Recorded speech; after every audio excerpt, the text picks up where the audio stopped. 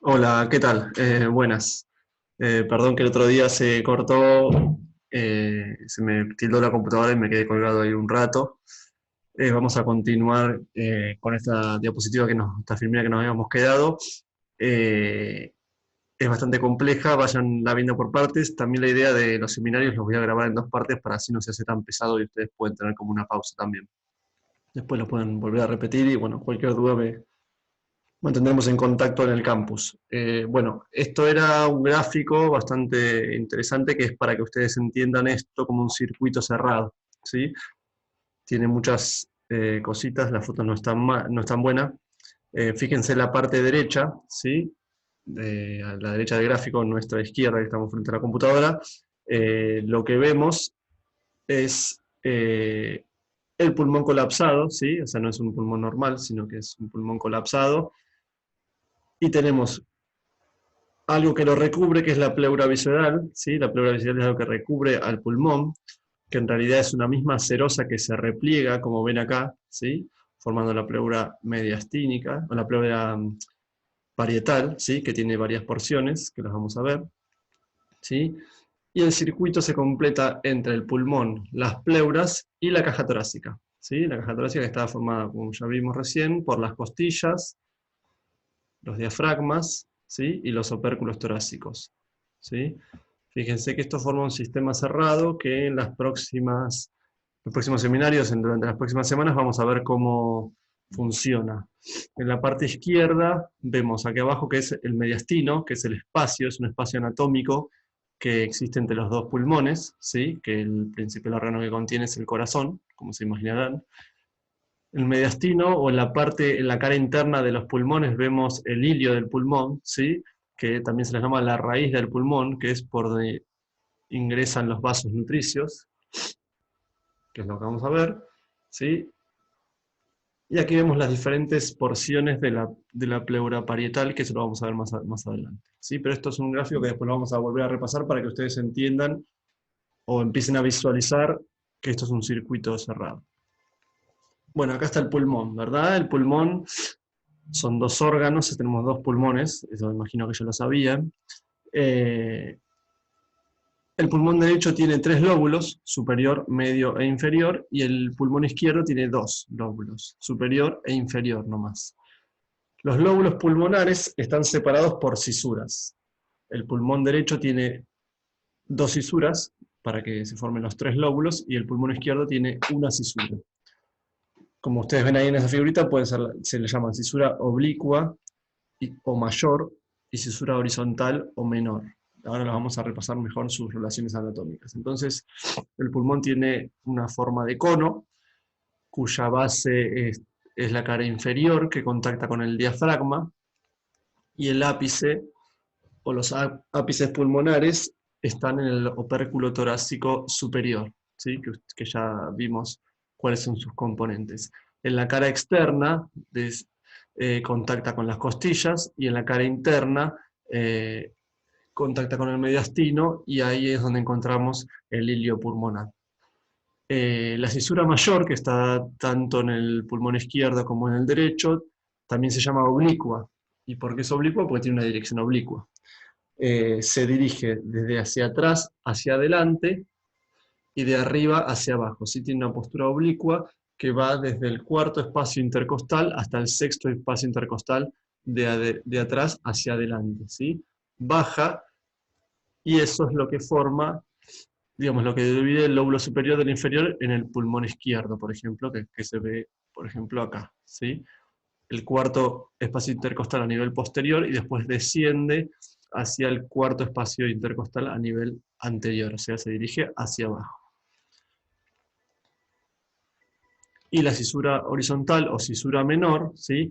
Como lo vemos acá en el pulmón derecho, tiene una dirección mucho más horizontal que la oblicua, ¿sí? Y es lo que divide el lóbulo superior del lóbulo medio en el pulmón derecho. O sea, tenemos tres lóbulos del pulmón derecho y dos lóbulos del pulmón izquierdo. La segmentación broncopulmonar las vamos a ver más adelante cuando veamos algo de radiografía de tórax. Sepan que desde el punto de vista funcional, tanto la ventilación como la irrigación funcional tiene una misma distribución y es toda segmentaria, ¿sí? O sea, es decir, que las arterias bronquiales, las venas pulmonares y los bronquios discurren juntos para ir a anatómicamente ser independientes desde el punto de vista funcional. Ahora lo vamos a ver más en profundidad. Este es un dibujito, una foto no muy buena, pero básicamente describe lo mismo que el anterior. Y ahí empezamos a ver algo de la segmentación broncopulmonar. La tráquea, que es la porción inferior de la vía aérea superior, se divide en dos bronquios fuentes o bronquios primarios, y esos se van dividiendo en bronquios lobares, los bronquios lobares que se dirigen a cada lóbulo, ¿sí? Y eso posteriormente se van dividiendo en bronquios segmentarios, y eso describe la segmentación broncopulmonar. Sepan que, como acabo de decir, la irrigación de las arterias pulmonares y el drenaje venoso por las venas pulmonares, lo que correspondería al circuito menor, todo eso tiene un recorrido conjunto, digamos. Esos vasos van juntos, vasos y bronquios.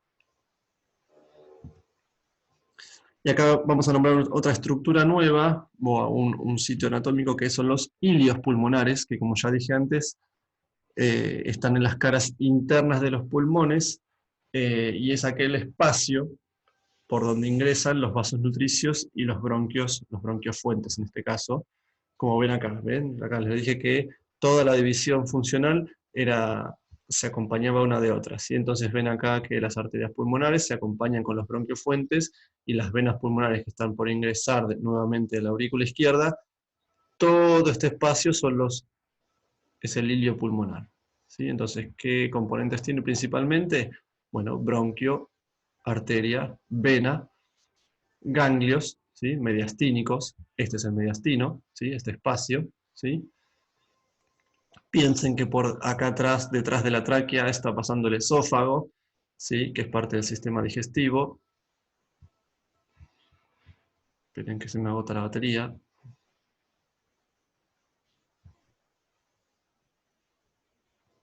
Aguarden un segundito. Ahí vamos. Entonces, este espacio, acá estamos viendo la cara interna de los pulmones, espero que ustedes entiendan el gráfico, estamos viendo de la parte de adentro, es como si hubiésemos sacado el mediastino. De hecho, ahí vemos en la cara interna de cada pulmón la impronta que deja las caras laterales del corazón, ¿sí? Y ahí vemos en esos espacios, ¿sí? Vemos ingresando el bronquio, las arterias pulmonares y las venas pulmonares. Otra imagen más para que a ustedes les quede grabado eso, ¿sí? Los amarillos son los ganglios, ¿sí? Ganglios ciliares. Bien, los ganglios del ilio pulmonar, y ahí acá vemos otras figuras amarillas que son los ganglios lobares, ¿sí? Que se están introduciendo los ganglios pulmonares dentro del pulmón, ¿sí? Pero lo que vemos acá es la arteria, lo que vemos acá son las venas. Bien, yo recién hablé de una estructura que es la que cierra el circuito, lo que hace que este circuito sea un circuito cerrado, que son las pleuras. Y es un saco pleural seroso, son láminas, ¿sí? Imagínense como, sí, hojas cerosas, es una cerosa más, son láminas, ¿sí? Que en realidad es una misma hoja cerosa, ¿sí? Que se repliega a sí misma, y a partir de ello forma dos capas. Vamos a pasar un poquito para adelante, fíjese acá la imagen que está aquí abajo y a la derecha del gráfico, a nuestra izquierda. Imagínense que este puño es el pulmón y se está introduciendo dentro de una bolsa, ¿sí? Entonces, esta imagen, ¿sí? Esta serosa, que vendría a ser las pleuras, al replegarse sobre sí misma, lo que recubre íntimamente al pulmón es la pleura visceral, y lo que queda por fuera es la pleura parietal, pero fíjense que estas cisuras, esta misma serosa se repliega sobre sí misma, y en realidad no son dos membranas distintas, sino una misma que forma todo un circuito cerrado, ¿se entiende? Acá sería lo mismo. Fíjense, acá tenemos el pulmón colapsado para que sea más gráfico, pero acá tenemos un pulmón normal, ¿sí? Que lo rodea su pleura visceral, da vueltas, ¿sí? Y acá mismo es donde se repliega, ¿sí? Fíjense que es una misma, y esto es la pleura parietal, pero fíjense que finalmente es la misma serosa, ¿bien? Entonces, la pleura visceral recubre los pulmones y forma una brillante superficie externa sobre los pulmones, y la pleura parietal recubre la caja torácica, ¿sí? Con todas sus porciones, por eso es que se denomina que tiene diferentes porciones que ahora las vamos a ver.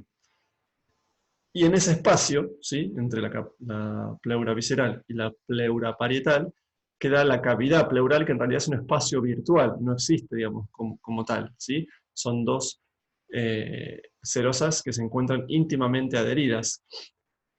Y lo que es muy importante aquí es que existe un líquido, una pequeña cantidad de líquido, que es el líquido pleural, que son poquitos mililitros, se describe entre 10 y 20 mililitros, o sea, muy, muy poquito, que lo que permite es que esas superficies estén lubricadas y permitan su correcto deslizamiento uno de otro. Entonces, como vimos y vamos integrando, cuando generamos una presión negativa a través del diafragma, ¿sí? Una presión subatmosférica,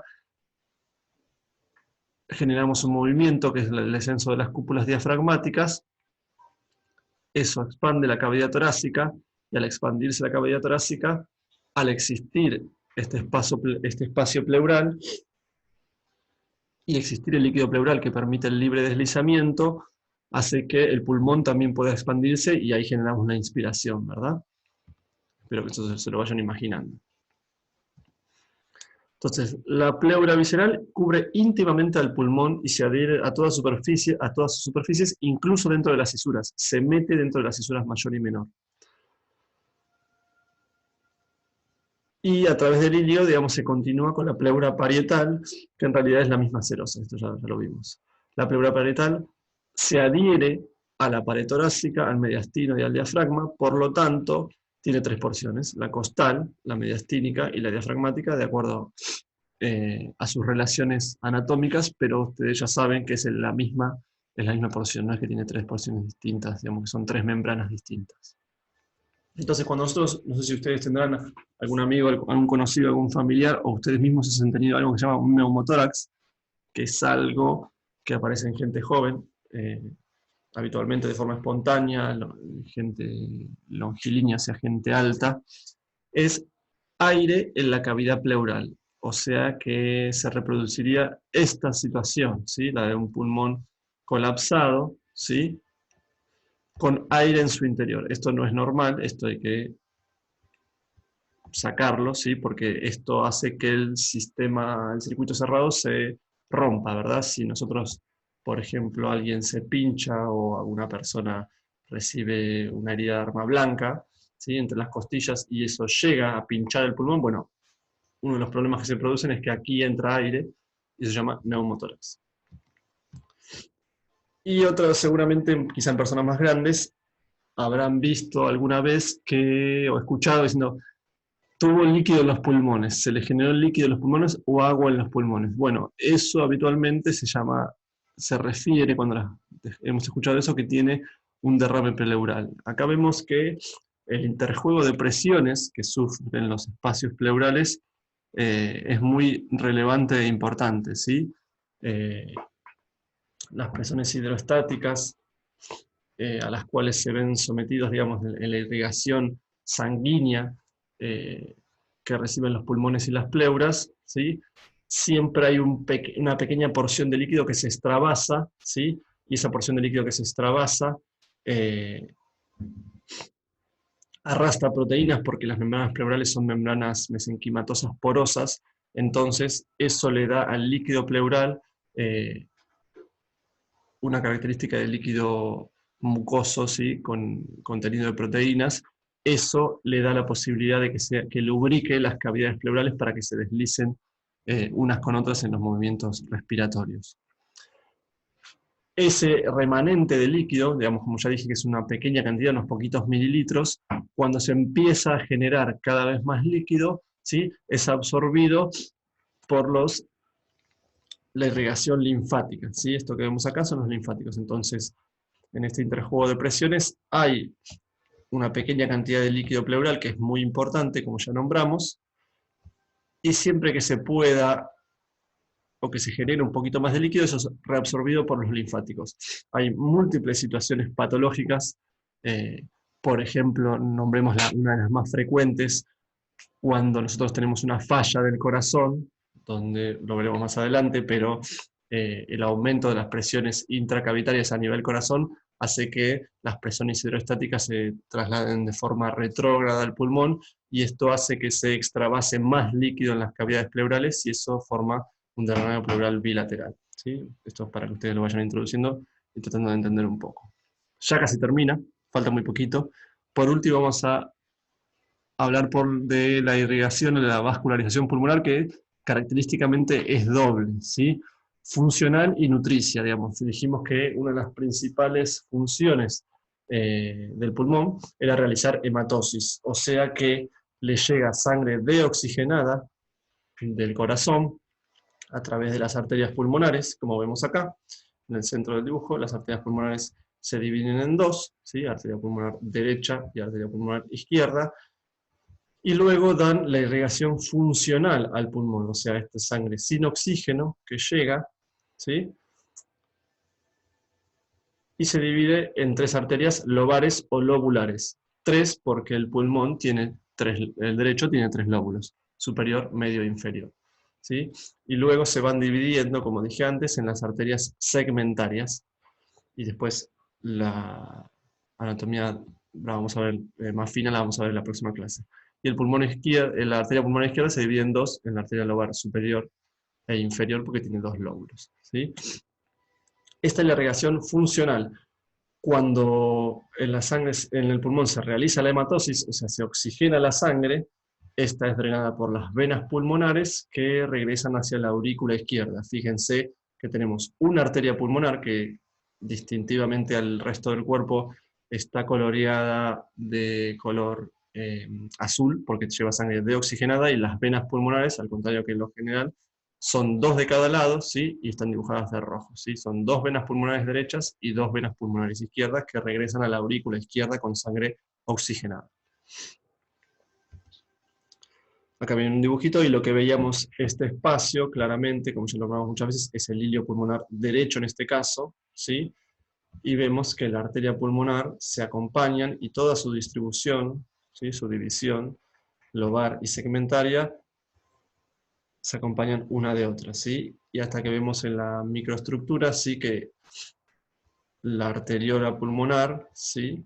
Con la segmentación broncopulmonar van acompañadas para que cumplir la función de hematosis en esta red capilar, y después esa sangre oxigenada va por las venas pulmonares. Esa es la irrigación funcional. Esto es solamente un gráfico, en lo que vemos principalmente es que aísla, digamos, solamente la arteria pulmonar derecha que sale del ventrículo derecho, ¿sí? La derecha y la izquierda, fíjense las relaciones que tienen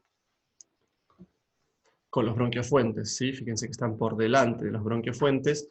La arteria pulmonar derecha es un poco más elongada que la izquierda. La arteria pulmonar derecha da tres ramas lobares: superior, media e inferior. Bien. Acuerden, y ya repasando para relacionar, que el lóbulo superior derecho, si ustedes se recuerdan de la imagen, obviamente con su palabra lo dice, está de localización superior, forma parte de los ápices pulmonares. El lóbulo medio, que está entre las dos cisuras, entre la cisura menor por arriba y la cisura mayor por debajo, tiene una localización anterior, y el lóbulo inferior tiene una localización basal, o sea, contacta con la pleura parietal diafragmática y las cúpulas diafragmáticas, ¿sí? Y su segmento apical, que lo vamos a ver mejor, es de localización principalmente el lóbulo inferior derecho posterior e inferior, ¿sí? Y la arteria pulmonar izquierda, como vemos acá, tiene un recorrido un poco más corto, ¿sí? Y se divide en dos arterias lobares, superior e inferior. ¿Qué es un TEP? Tromboembolismo de pulmón. Esto ya lo estuvieron viendo un poco en el apartado de sangre. Recuerden la tríada de Virchow, ¿sí? Y un tromboembolismo de pulmón es cuando tienen un trombo, ¿sí? Que impacta en la irrigación arterial pulmonar.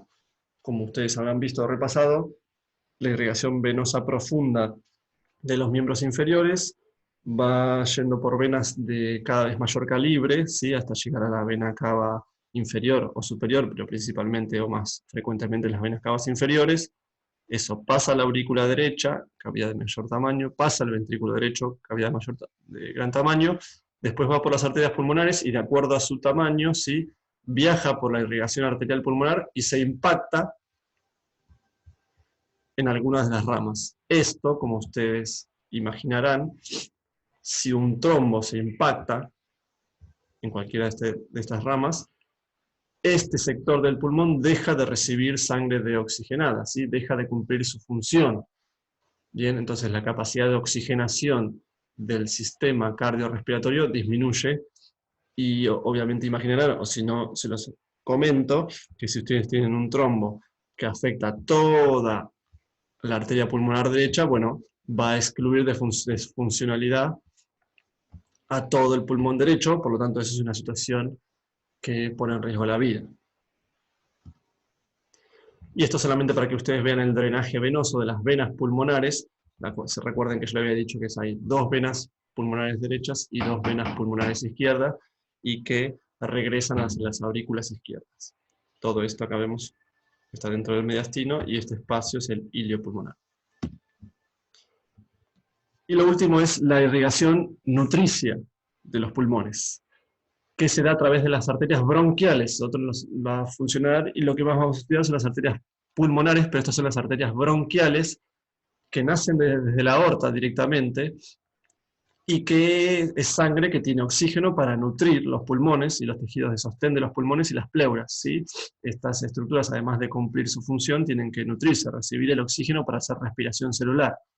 Por lo tanto, esa sangre tiene que estar oxigenada, y esa sangre oxigenada proviene habitualmente de la aorta, que es la rama que sale del ventrículo izquierdo, ¿sí? Hay habitualmente 2 arterias bronquiales izquierdas. Se describen muchas variaciones anatómicas. Ahora van a ver un gráfico que el nacimiento de las arterias bronquiales es muy, muy variable. Lo más habitual o lo que más se describe son 2 arterias bronquiales izquierdas y una arteria bronquial derecha, que sería un tronco. Las 2 bronquiales izquierdas normalmente se originan directamente desde la aorta, y la arteria bronquial derecha se origina directamente, o sea, no de la aorta, sino que es una porción o una rama de una arteria intercostal posterior superior, ¿sí?, o de un tronco común con la arteria bronquial superior izquierda. Van a ver ahora que hay muchos gráficos y muchas variaciones para que ustedes lo entiendan, ¿sí? Entonces, las arterias bronquiales, al nacer, dan ramas para la parte superior del esófago, que, como habíamos dicho, es una relación anatómica que se encuentra, es parte del sistema digestivo y está por detrás de la tráquea. Irrigan parte del esófago y luego discurren por las caras posteriores de los bronquios principales. Aquí están todas las variaciones. Lo que ven acá, esta imagen, es la arteria aorta, ¿sí? Y lo que vemos es que, si bien hay muchas variaciones, hay muchos patrones, ¿sí?, nacen. Esto puede ser que salga de un tronco común, las 2 arterias bronquiales izquierdas, y que la arteria bronquial derecha, por ejemplo, salga directamente de la aorta o forme parte de un tronco, o sea, rama de una arteria intercostal.